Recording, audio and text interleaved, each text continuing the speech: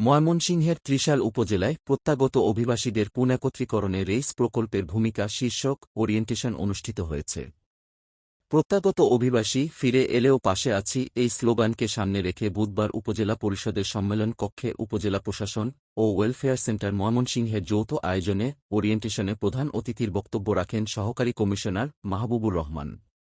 প্রত্যাগত অভিবাসী ফিরে এলেও পাশে আছি স্লোগান সামনে রেখে বুধবার ময়মনসিংহ টেকনিক্যাল ট্রেনিং সেন্টারের অধ্যক্ষ প্রকৌশলী মোহাম্মদ মাহতাব উদ্দিনের সভাপতিত্বে বিশেষ অতিথির বক্তব্য রাখেন উপজেলা কৃষি কর্মকর্তা তানিয়া রহমান, সিনিয়র মৎস্য কর্মকর্তা তোফায়েল আহমেদ, সমাজসেবা কর্মকর্তা মাহমুদুল হাসান, বীর মুক্তিযোদ্ধা নুরুল ইসলাম মোমেন, প্রবাসী কল্যাণ ব্যাংক ভালুকা শাখার সিনিয়র অফিসার মোহাম্মদ মার্জিউল হক সজীব, ত্রিশাল প্রেস ক্লাবের সাধারণ সম্পাদক এইচ.এম. জোবায়ের হোসাইন প্রমুখ।